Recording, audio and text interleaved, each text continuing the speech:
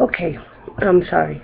I know I really seem like a mess, and yeah, I'm really tired. But don't get upset, cause I'm not. Um, I'm okay. Yeah, I'm really tired, and I assume you guys can probably tell that if you look from my morning one or my kind of morning one to now. But it's fine. Um, I tend to do this because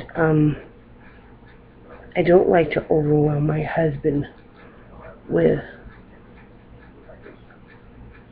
any more than I have to with what I go through because it really affects him. And if I can spare him, I will. And so, yeah, you guys have to put up with my shit. But anyway, back to the picture of Grandma. First, I wanted to show you the drawing I did, just so you can kind of connect. Really had to fight really hard and get really firm about getting this picture back. And it really made me mad because they didn't really even care that much because they had to really search to find it because it was shoved in a garage with a box of Grandma's stuff. And,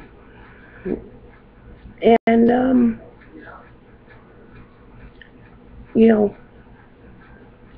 anyway, this is the drawing that I was talking about. I don't know if you can really see it with the glare. And like I said, it's not that awesome. She thought it was, so it's really hard to see because it's quite light, actually. I tend to draw quite dark.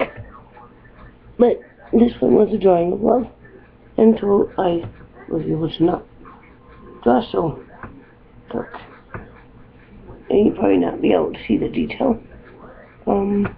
Maybe you can there. That's Grandma's hand on top of my husband's hand, and that's my granddaughter's hand. And she was about 3, and Grandma was about, probably about 75, and Lord, who knows, my husband, he was probably about 45. But anyway, that's not the picture. That's their hands. But I tend to do my own, whatever I kind of see or feel at that time. And my grandma loved it. My husband loved it. My granddaughter loved it. So, you know, sometimes that's what's really important. Is sometimes I have trouble selling work. I'm really not into it for profit. Because sometimes it's really near and dear. I did that one because of the people I love.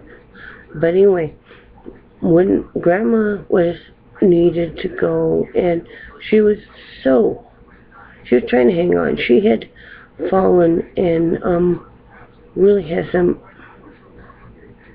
horrifying bruises on her precious body.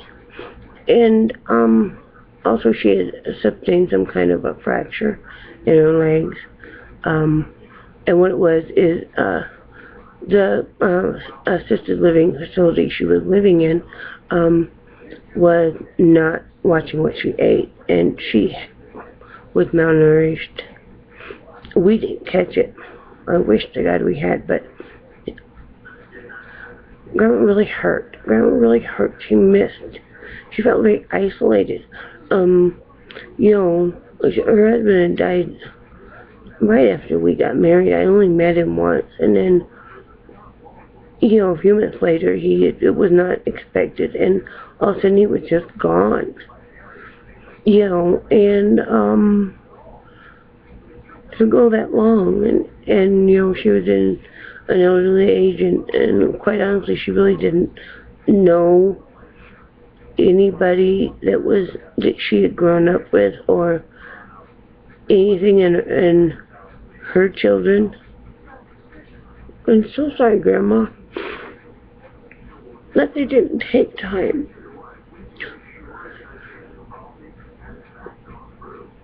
I know you really hurt from that, but, you know we loved you. We loved every phone call.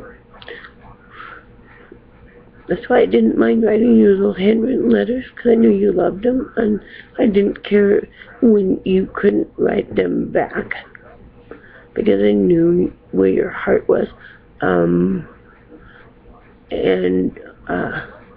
But, you know, Grandma needed to go. Grandma was so lonely, she would tell us that, and she would tell us that she just really didn't want to be here anymore. And you know, we didn't take it offensively, my husband and I, because you know, she wanted to go be with her husband, and God bless her. And you know, she'd been gone. You know, she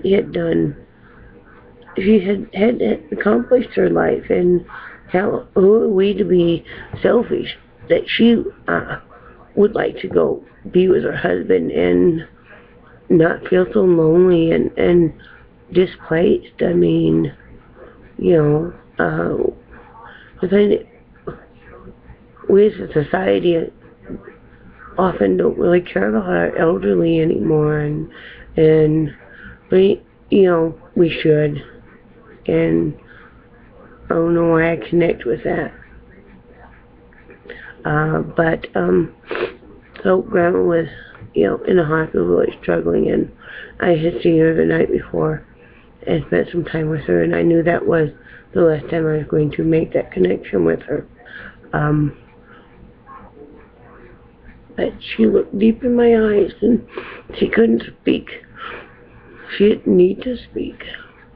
And I saw all the love there, and I just told her how much I loved her, and I held her hand and stroked her forehead, and you know, she just kind of did a little smile, like she was, you know, happy at that moment. But the next morning she had gotten progressively worse.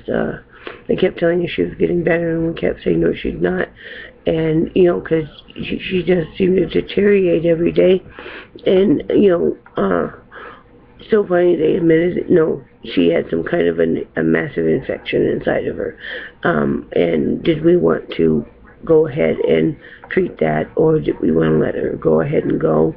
And we made that decision to go ahead and let her go, because that's what Grandma really needed to do. And it would be selfish for us to keep her here. You know, and it was very painful. But it was the right thing to do. And, but at the end of her life, she, for some reason, was really struggling. And my husband leaned down to her, and from the story I told you earlier about his cold hand, he took her hands, that now his hands are just massively bigger than, and clasped them and held them and said, and leaned down and said, Grandma, my hands aren't cold anymore. You can go be with Grandpa. And he left to come get me. And we didn't make it back to the hospital in time. And we were a block away from the hospital, and my daughter called and said she was gone. And I believe that she needed to have my husband leave. That, you know, hopefully he gave her that release to be able to do that everything was okay.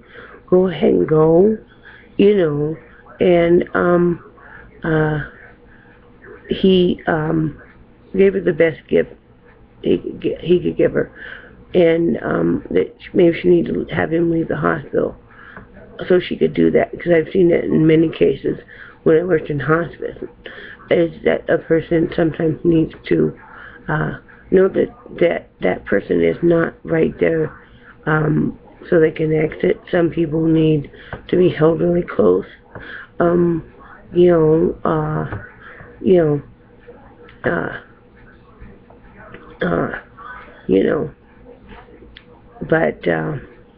I think that's really just so wonderful that my husband could give her that gift. I mean, isn't that what we all want at the end of our life? That, you know, we know that we did the best we could. And, you know, your work is done here. Go ahead and rid yourself of this body that's causing you so much pain.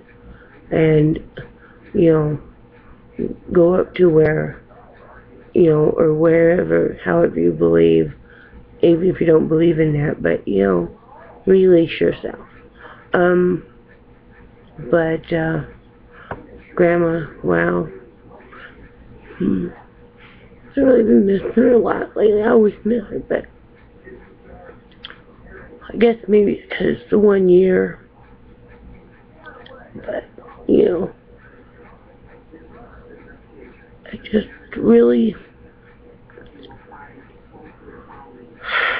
miss